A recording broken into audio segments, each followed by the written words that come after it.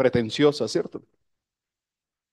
Y Jesús tenía la costumbre de hablar de él, pero era porque él vino a enseñarnos que sin él todos estamos en una situación deplorable. Estamos perdidos, estamos condenados, estamos sin esperanza. Entonces dice la palabra, volvamos al texto, estamos en Hechos 24:5, dice, porque hemos hallado que este hombre es una plaga y promotor de sediciones de las sectas de los nazarenos, cabecilla de las sectas. ¿Cómo hablan de Jesucristo? ¿Cómo hablaban? ¿A quién le dicen cabecilla? ¿Mm? Como un bandido, promotor de disturbios. Es una plaga. Imagínense que usted le digan, usted es una plaga, hermano, váyase de aquí. ¿Ah? Que usted le digan, usted lo único que hace aquí es perjudicarnos. Tus ideas nos tienen locos. Tus ideas nos contaminan, tus ideas nos dañan. ¿Por qué tenía Jesús que soportar todo esto siendo el Hijo de Dios? Porque las cosas son sencillas, iglesia. Cuando tú estás en contra del pensamiento del común, no vas a ser querido. Cuando tú estás en contra de lo que la gente simple y básica está siempre diciendo, tú vas a estar relegado a un lugar, a un sitio. Y todo el que te siga será quizás un tonto, quizás, como dicen ellos, una plaga. Dice Jesús afirmó que él era el camino. Por lo tanto, todos sus seguidores inicialmente se llamaban los del camino.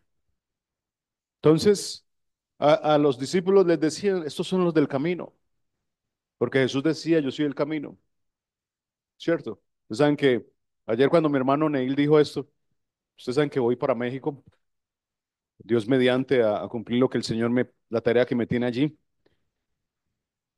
Y estoy pensando en el nombre de la iglesia.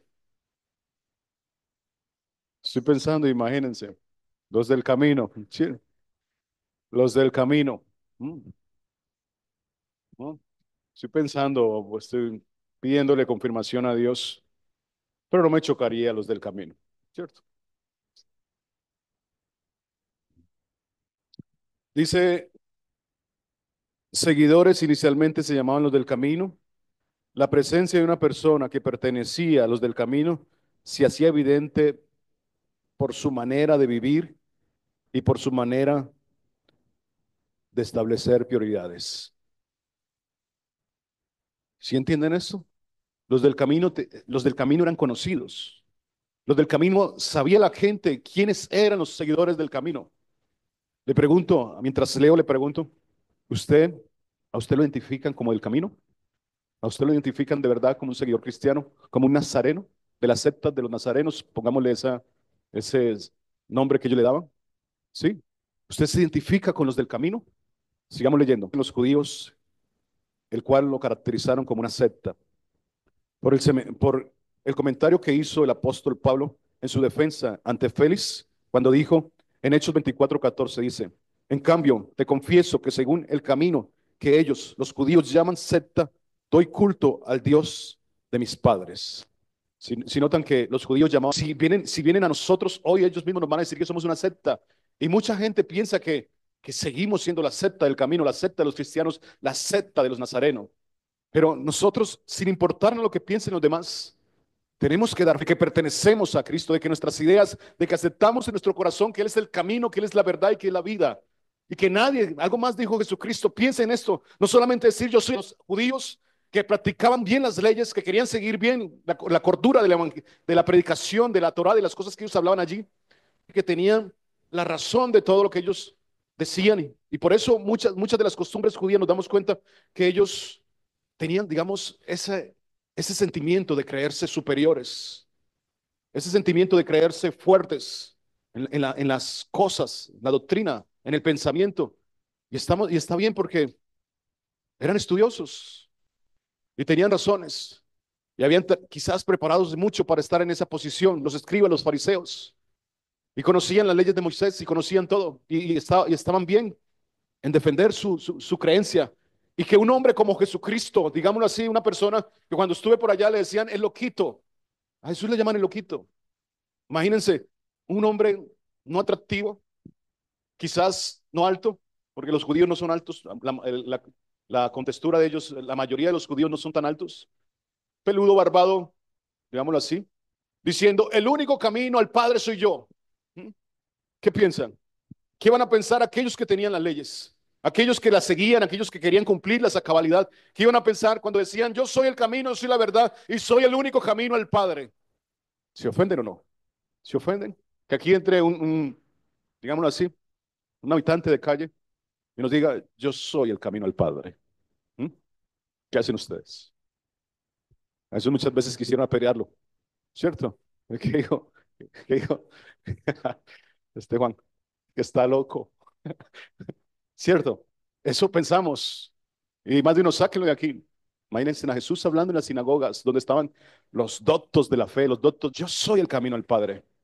A cualquiera se ofendería.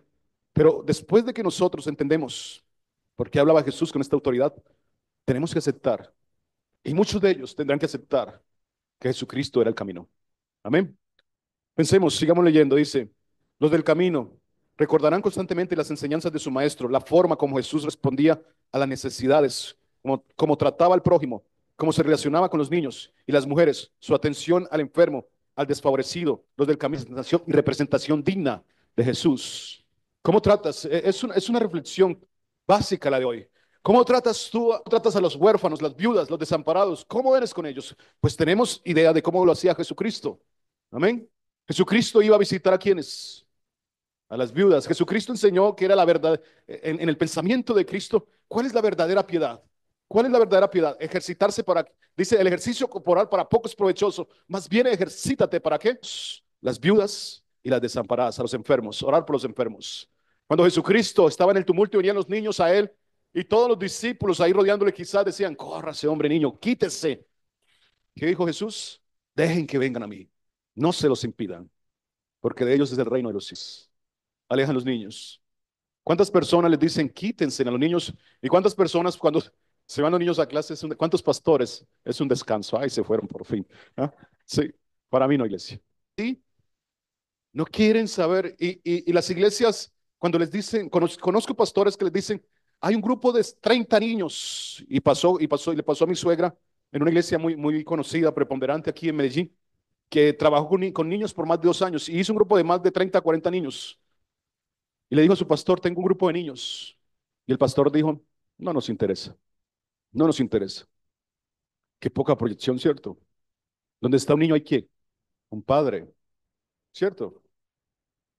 Si miramos por las almas, el niño tiene padres, el niño tiene hermanos. Qué poca visión. Y si lo miramos como Cristo, el niño necesita salvación. El niño necesita estar cerca de Cristo.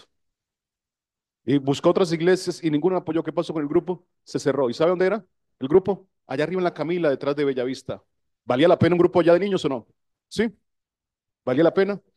Imaginen cuántos niños de esos se hubieran podido salvar de la drogadicción, de la prostitución quizás. ¿Cuántos niños se hubieran podido salvar de ser delincuentes, asesinos? Al menos 30. Y quizás de esos se hubieran salvado siquiera uno. Siquiera uno. ¿Qué hubiera pasado? Si un delincuente se convierte a Cristo, si un delincuente anda en el camino, ¿qué pasa? ¿Mm? Puede salir un líder, sí, y puede predicar, pero mire, si un delincuente va a los pies de Cristo, hay familias que se salvan. Hablándolo así, amén. Y la palabra dice que hay fiesta en los cielos, pero hay familias que no lloran muertos por solo un delincuente. Hay familias que no llorarán hurtos, ¿cierto? Es así, iglesia. Porque a veces las cosas de Cristo son tan sencillas de entender y por qué nos vamos tanto a los temas que profundizamos y podíamos profundizar en temas tan, digamos, dispendiosos como Trinidad, bautismo, cosas así que nos quitarían tiempo, cuando simplemente tenemos que entender que Jesucristo era el camino, iglesia. Van a acudir las almas, Jesucristo es la persona, el único que te puede acercar a Dios es Jesucristo. No son los pastores, no son las personas que hablan, tengo la solución, no son los empresarios, no son las personas que vienen con esa actitud de cambiar tu no son. Jesucristo es la solución a tu vida. Esto podría ser un mensaje más bien evangelístico, como de esos cuando uno se iba a los barrios, la Comuna 13 y empezaba que el pastor le decía, predique desde los 17 años. ¿Por qué hablé? que, que fui cristiano hasta 1998 y que anduve por el camino hasta ese tiempo. Conocí de niño a Cristo, nací en el hogar cristiano. De los 14 años empecé con mi hermano Neil a trabajar en alabanza, entré al Colombo Americano, otro mundo, iglesia, otro mundo, otro mundo. Decían allí, escuche bien, que el 80%, el 90% y las mujeres también homosexuales. Entonces, no pasa, no que nos hayamos dejado involucrar en eso, ni nos hayamos enredados en cosas del mundo, pero sí el ambiente hostil, iglesia, cuando uno viene a nosotros, y no sé si le ha pasado a usted, a uno cuando está en ese proceso de conocer a Cristo, de andar en el camino, a ver si se siente igual. Es como si se hundiera su pie, iglesia. Es como si se hundiera, es como si usted sintiera una atmósfera pesada alrededor de su vida. ¿Le ha pasado o no? O solamente a mí me pasaba eso. En el 10.º piso del Colombo hicieron el restaurante, el Café Colombo. Yo sentí una atmósfera tan pesada y yo dije, este no es mi lugar. Este no es mi lugar. Sin embargo, frecuenté ese lugar. Cuando les cuento o sigo en el camino, les cuento el testimonio, sí, sí. Cuando a los de esos como 4 años camino, no porque haya sido mujeriego, homosexual, nada de eso, iglesia. Soy un varón. Yo soy un varón, yo no soy el camino, pero soy un varón. Digamos, muy aberrante, ni alcoholismo, ni drogas, nada de eso. Pero sí, iglesia, empecé a escuchar voces, fuertes voces. Y entre ellas, de las voces que más escuchaba, era la voz del diablo. Se lo digo así de seguro. Me caí porque yo sentía que no tenía límites. Un compañero me dice, Gino, así me dicen a mí, Gino, ¿a que no te vas por ahí? Y yo, no, de la tramsidad estaba haciendo un arreglo. No, me monté por ahí, me bajé por ahí, pero cuando me pegó de un adobe, me vine con el adobe y me quebró el tobillo. 4 meses encerrado, y eso es otra historia, iglesia. De ahí conocí a mi esposa. Yo, ¿quieren que les cuente? ¿Quieren que les cuenten? Eso es el camino. Van el mensaje. Conocí a mi esposa porque ella me esperaba. Ella estudiaba en el Colombo Americano, me esperaba. Yo le decía, me espera, ella me decía sí. Entonces yo la dejaba en su casa. Ella en la casa me decía, quiero tomar juguito. Yo entraba a tomar juguito. Así fue. Y así, y así no. Ahí me dio crema en el juguito. Y cuando me dejó de ver 4 meses, a los meses, pasaron unos meses y no me vio más en el Colombo porque estaba incapacitado. Yo nunca le dije nada. Dice ella que una tarde le dijo, mamá, acompáñeme donde el negrito. Así le dijo. Porque así me decían, acompáñeme donde el negrito. Y ella no sabía dónde vivía yo. Yo vivía en la estación Hospital, al frente de la diagonal de la estación Hospital, un poquito, creo que Juan David, ¿cierto? Y Alejandra conocen esas rutas. El Pablo con Echeverría en la iglesia bautista de Betel, ya cambió de nombre. Y le dijo, acompáñeme.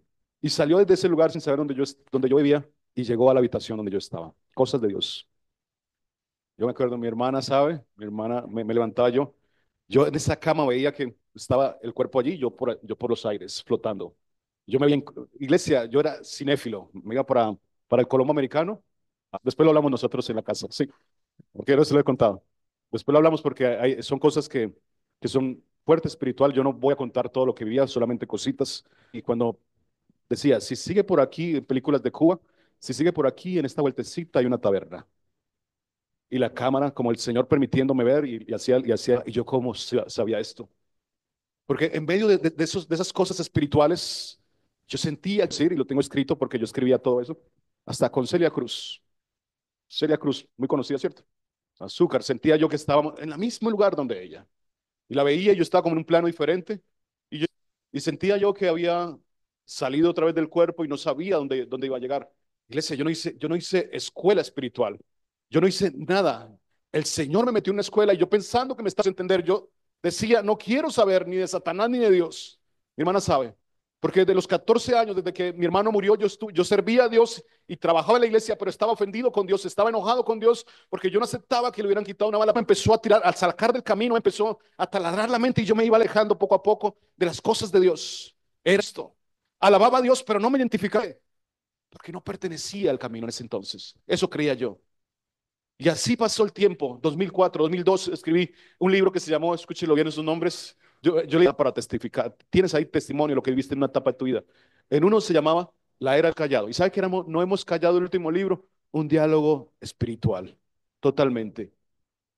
Yo sentía que empezaba a escribir y llegaba gente allí, alrededor mío. Dos personajes se sentaban conmigo a dictarme lo que tenía que escribir. Dos personajes. Cruzaban toda la habitación y de pronto sentía yo cuando ya estaba bien del pie, que ya había soltado la muleta. y salía con ellos a caminar, lejos del camino.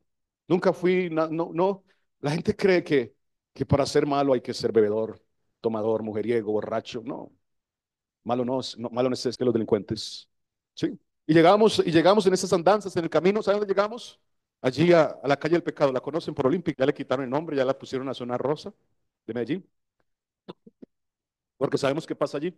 Y, y llegamos allí nosotros, y yo con esos personajes subía como unas escalitas, supuestamente, como las potestades, como decía, los gobernadores de la zona, los principales, los que tenían control sobre las mentes, cátedra espiritual. Y siempre la lucha fue, sírvenos a nosotros, sírvenos a nosotros.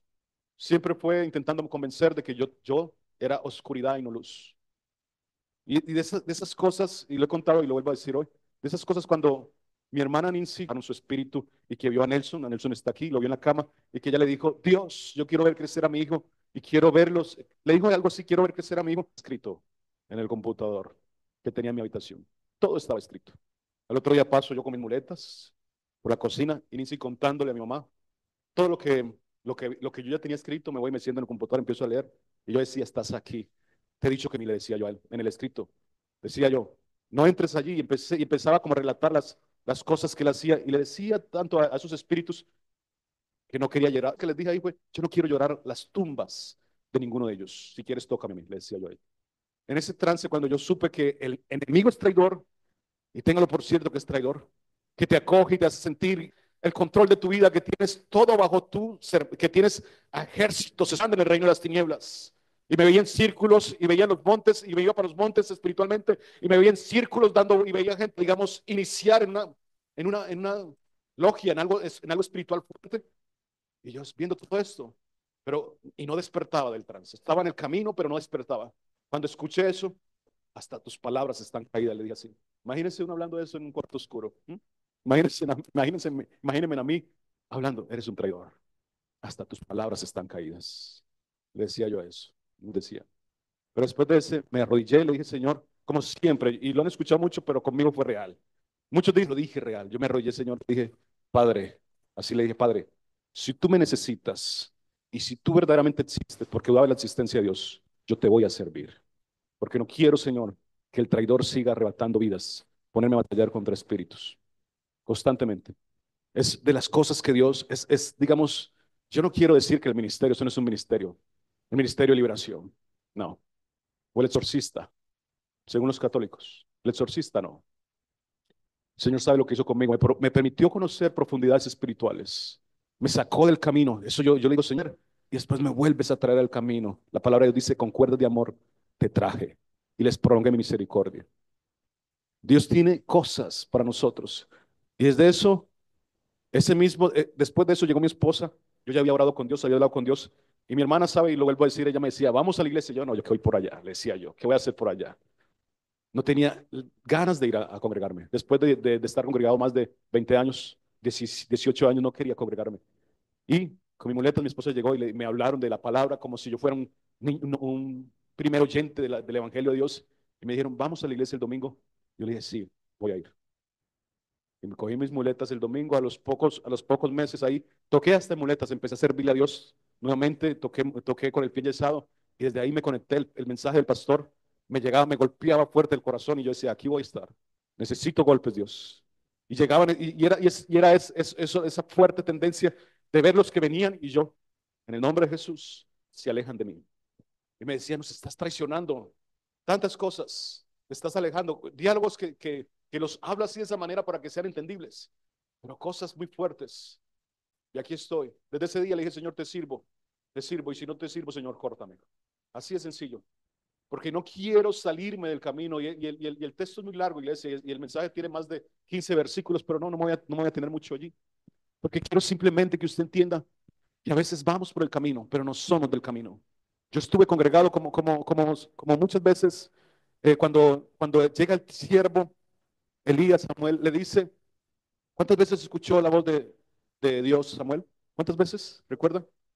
Dos veces, dos veces. ¿Y cuántas veces fue y le dijo, Señor, heme aquí, me necesitas? ¿Por qué? Porque no conocía a Dios. porque no conocía la voz de su Señor. Y eso nos pasa a nosotros. ¿Cuántas veces empezamos a renegar, empezamos a decir, no, no vale la pena, este camino es muy fuerte? ¿Cuántas veces empezamos a desechar las cosas que Dios nos está proponiendo hacer? Séneca, el estoico, dice que lo que está en el camino se convierte en parte del camino, ¿cierto? Lo que está allí en el camino no se puede evadir. No se puede evadir por más que quieras. Tú tienes que atravesar el camino. Allí está el camino. No puedes decir esta piedra, quítate que voy a cruzar. No, ¿quién lo hace? ¿Quién lo hace? Cuando tú vas por la carretera, no puedes decir a los carros, córranse que yo voy en el camino. ¿Cierto que no? Cuando vas, y ahora en diciembre, cuando cojas el hueco para abajo, el centro, le vas a decir, voy yo en el camino, córranse. ¿Qué tienes que hacer? Empezar a esquivar la gente, ¿cierto? Empezar a esquivar los obstáculos. La gente se vuelve obstáculo también, iglesia. Nos volvemos, digamos, piedras para otros.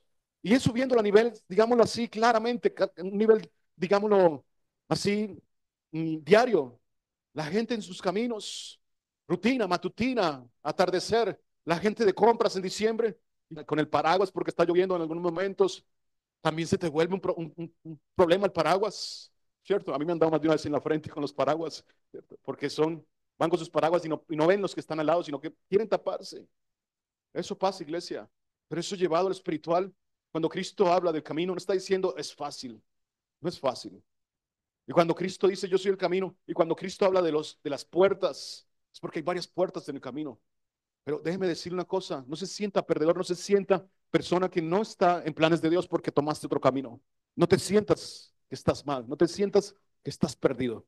Siente quizás, por eso testifiqué que quizás permitió que conocieras otros lugares, que estuvieras en otros lados. ¿Para qué? ¿Para qué? Para dar testimonio. Esta semana hablaba con alguien, me decía que todo su proceso lo debe a la luz. Así me dijo. Y yo le dije, si no hubieras conocido las sombras, no supieras qué es luz. ¿Cierto? Si yo no conozco qué es sombras, ¿cómo voy a hablar de luz? Amén. O si yo no conozco qué es luz, ¿cómo voy a hablar de sombras? Si desde el Génesis nos damos cuenta que lo primero que Dios hizo fue separar qué? Separar las tinieblas de la luz. ¿Y cómo fue? Día y noche, sol y luna, de las cosas que Dios hace. Y si tú ves las cosas en la oscuridad, no le ves forma. Todo es plano. La oscuridad no deja ver. Pero cuando enciendes la luz, dimensionas un poco lo que hay en el espacio. Entonces le decía yo, no me hables de luz si no quieres hablar de sombras. Y todos los elementos, si ustedes miran allí el trípode, que tiene? Luz y sombra. ¿Cierto? Miren la sombra. Así es, iglesia. A veces Dios te permite entrar en las sombras. Lo digo por mí, para que conozcas la verdadera luz. A veces Dios te permite vivir cosas que no crees que debiste haber vivido, para que entiendas cuál es el propósito de Dios en tu vida. Y lo que está en el camino, como Séneca y otros estoicos, es parte del camino. Amén. Las puertas están allí. Ahí está. Puedes entrar por ellas. Puedes divertirte. Pero el pastor Ney lo decía el miércoles. Si no vas a andar en el camino perfectamente como Dios tiene, con el mensaje de Cristo, haciendo las cosas que Dios Cristo, pues ¿qué haces aquí? Y suena duro, ¿cierto? Suena duro. ¿Qué haces aquí, domingo? 2 horas y media. ¿Qué haces aquí perdiendo el tiempo? Porque no estás comprometido con Dios, con Jesucristo. Es eso lo que no podemos nosotros seguir, iglesia. Por un pie en el camino y el otro lejos del camino. Cami- como ese evangelista, no podemos caminar así, ¿cierto que no? ¿Cómo es la posición para caminar? Así, firmes. Y doy un paso y lo acompaño con el otro. Así tenemos que caminar. Pero el que se extiende y abre sus piernas para caminar, se vuelve lento. Puede caminar, pero le va a costar. Le va a costar. Y será muy difícil entender las enseñanzas del maestro, del que ocasionaba disturbios, del que dañaba, digamos, la paz de los maestros de la ley. Jesucristo tenía razón en decirlo. ¿Quieres caminar verdaderamente en ese camino? Es un mensaje evangelístico, pero a veces es bueno estos mensajes sencillos. ¿Quieres caminar verdaderamente en ese camino o seguir en dos caminos? O seguir en el camino pero no conocerle como Samuel. Saber que Él habla, saber que Él te dice cosas y tú no entiendes qué te dice, y saber que Él dice, Él te llama y tú no sabes distinguir entre la voz de Satanás y la voz de Dios. Eso, por esas cosas muchas veces cometemos grandes errores, porque creemos que la voz de Satanás es la voz de Dios. Porque Satanás habla, ¿sabes cómo habla Satanás? Lo que te gusta, lo que te gusta. Mas Dios habla lo que no te gusta. Dios habla lo que tú no quieres escuchar. Por eso es más fácil estar con el otro. Dios te dice, el enemigo viene y te dice, haz esto y tendrás poder. Haz esto y te mostraré qué puedo hacer por ti. ¿Y sabe qué dice Dios? Esfuérzate, sé valiente, sé valiente, búscame más. Eso te dice Dios. Y eso a los que son facilistas, ¿qué hace eso? A los que no quieren doblar sus rodillas, a los que no quieren meterse con Dios, ¿qué pasa con ellos? ¿Mm? Se van del camino. Iglesia, para andar en el camino hay que pagar un precio. Hay que pagar un precio. Y el mínimo precio que tú necesitas es conocer tu maestro y las enseñanzas del maestro, identificarte con el maestro, saber cómo él obraba en cada situación, saber que yo entiendo de Cristo y de las cosas que yo valoro y de las cosas que a mí me gustan es que Jesucristo era un hombre de pocas palabras, de pocas palabras. Yo hablo mucho aquí, pero me gusta más el silencio. Y me río cuando estoy aquí, saben que molesto con ustedes y no somos ni ovejas ni pastores, somos hermanos. Eso es algo que siempre nos ha gustado y esta iglesia me gusta mucho. Y espero que Dios me permita, no igual porque no son irreemplazables ustedes, así se lo digo, pero tener una iglesia familiar allí también en México. Es una iglesia familiar, que nos reímos, aquí no hay protocolos, me gusta esto. Si Dios quiere, allí en México también sea así, pero me gozo en esto. Y sabemos pues que estamos allí, pero los que me conocen, allá están mis hijos, mi esposa, ellos saben que en la casa, en mí hay mucho silencio. Y sí salgo y juego con ellos, molesto, pero saben que después de un momento vuelvo a mi silencio. Y ellos también, ya le aprendieron al papá. A veces me toca sacar las palabras con anzuelos a ellos. ¿Por qué? Jesucristo de las cosas que hacía Cristo era dejar que los otros hablaran y dejar que los otros entraran en discusiones, dejar que los otros dijeran cosas y él con tres palabras arreglaba el asunto. ¿Cierto? ¿Qué alboroto hubo al coger a Cristo? Todo lo acusaban, todo un pueblo acusando a Cristo, todo diciendo se las da por Cristo, se las da por pan, se las da por vino, se las da por agua de vida. Y todos querían sentenciarlo. Y cuando lo presentan ante el hombre que tenía la autoridad, le dicen, todo mundo, mira este alboroto, quizás, mira todo lo que pasa aquí. La gente dice que tú eres el Cristo. ¿Y tú qué dices que tú quién eres? Y él dice, tú lo has dicho, tú lo has dicho. No es cuestión mía, tú lo dijiste. Ay, sí, Jesucristo, ay, note la humildad, note digamos, las fronteras del carácter de Cristo. En uno diciendo yo soy, y en otras dándole el crédito a ellos. En otros no preocupándose por lo que los otros pensaran, sino ya había dejado claro que él era el Cristo, ya había dejado claro que él era el Hijo de Dios, ya había dejado claro que él era el camino, la paz, la vida de nosotros, que era el pan de nuestra vida, la sal de esta tierra, que era la luz del mundo. Ya había dejado claro, ya no tenía que defenderse, ya tenía que entregarse, iglesia. Es que hay momentos para todo. Jesucristo muestra esto. Nosotros somos del camino, pues tenemos que tener el carácter de los hijos del camino. Jesucristo muestra que sus discípulos, en Hechos nos muestra que sus discípulos nos apedreaban, nos metían en las cárceles. ¿Qué salían a hacer? Así ya no somos del camino. No cuente que soy del camino, no soy más del camino. No decía Jesucristo. Ellos decían, juzguen ustedes ¿A quién tenemos que obedecer? Cuando les decían no prediquen más, no hablen más de Jesús, no hablen más del camino, ¿qué decían ustedes? Juzguen ustedes a quién tenemos que obedecer. Si a vosotros los hombres, Jesucristo. ¿Qué tienes que hacer tu iglesia? Si eres del camino, identifícate con los del camino. Basta ya de vivir dobles vidas. Basta ya de estar con Dios y estar con el mundo. Basta ya de estar con Dios y entrar por las puertas de las tinieblas. Se lo dice uno que aprendió de ellas, pero que con lo que Dios permitió le sirve a Dios. Y ustedes, muchos de ustedes son testigos de las obras que Dios ha hecho en sus propias vidas a través de eso que a mí me permitió atravesar. Mi familia es testigo. Ustedes son testigos. Y si estoy aquí no es porque me lo he ganado ni porque soy un hombre perfecto, es por la gracia de Dios. Y es porque ustedes aceptaron andar con nosotros en el camino de salvación, en la senda de Cristo. Y yo te invito, nunca te salgas de allí. Muéranse en todos alrededor de su vida.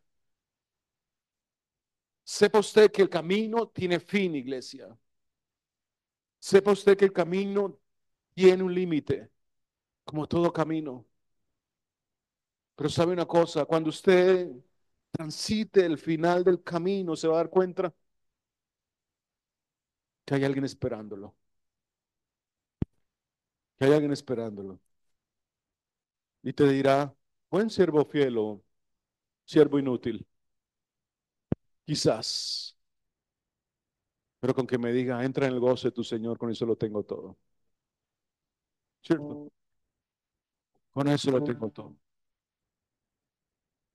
Hay que conocer un poco las obras para orar un poco la luz. Y yo le he dicho, iglesia, si yo hubiera querido ser brujo, hubiera sido muy bueno, muy buen brujo. Seguro, seguro. Uh, no sé si soy buen pastor. No sé si soy buen pastor. Que lo hable de Dios. Pero sabe una cosa, le sirvo con amor. Sí, le sirvo con amor. Y como le sirve con amor, quiero que los que estén con Cristo le amen de verdad. Le amen de verdad. Y se identifiquen con Él. Y entiendan que Cristo es la razón que tienes en todos tus deberes. Solo en Cristo. Solo en Cristo. Esa es la senda que el mundo no conoce. Es Cristo. Esa es la senda que transitan unos y van en el camino, se detienen, piensan y se devuelven a Berrón. No te detengas. Todo lo que está en el camino es parte del camino. Sabemos quién lo dijo. Problemas, dificultades, abandono, decepciones. Podemos meternos por tantas cosas. Todo es parte del camino. Pero hay alguien que, de que tú le digas, Señor, yo te acepto como mi Señor y Salvador, Jesucristo, siempre va a estar allí. Aunque no lo veas, siempre va a estar allí. Contigo allí. Y te vas, y cuando quieras devolverte, te va a decir, hijo, avanza. O hermano mío, avanza. No te detengas. Sí, y te va a decir, mira, más adelante viene una prueba. Tienes que afrontar algo difícil más adelante, pero tranquilo, yo voy contigo. Ese es Cristo, iglesia. Ese es Cristo, el que siempre está, el que no te abandona. Por eso vale la pena seguir al camino, iglesia. Póngase en pie. Vamos a